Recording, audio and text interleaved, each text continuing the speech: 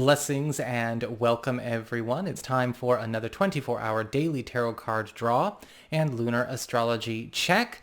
And we are looking at the 28th through the 29th of August 2021, depending on where you live in the world. And I do also want to mention that you might want to stay tuned. I have got weekly horoscopes coming out tonight. I've actually gone back to doing the 12 sign, one, reading per sign style. And so the full ones will be up for Patreon and the YouTube membership supporters here tonight. And the main themes of the week will be available as well for everybody publicly, and they're all assigned chapters and timestamps and all kinds of good stuff like that. So stay tuned. Those should be up here within about an hour and a half to 2 hours. And so again, stay tuned for that. So let's talk about what is going on for today. Well, our card of the day is the Magician reversed. And we still have for our lunar transit the moon in Taurus, and the moon will be forming a trine, a very supportive trine, I might add, to Mars and Mercury in Virgo throughout the day.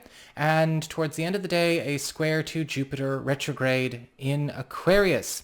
And I have titled the passage I wrote, Flushing Out.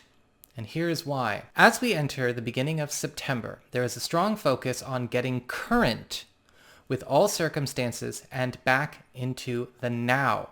However, there may be challenges that arise with systems and persons digging in their heels.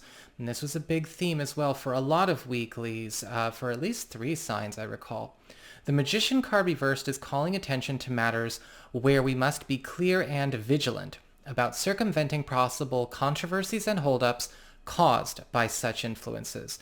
Resistance to growth does not need to be given permission to throw us off our game and create a longer process than there needs to be.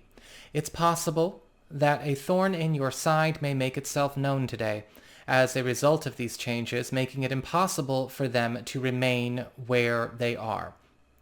For some, this may indeed be people. For others, it just may be a situation hitting its limits.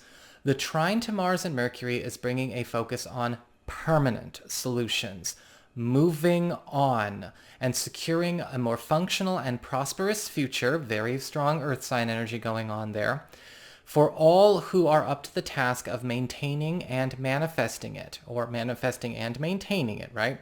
However, it is also the Mars influence that could bring about said conflict or strife, because it will be unhooking and detaching all that would bind us to situations that have nothing to do with our best interest or purposes.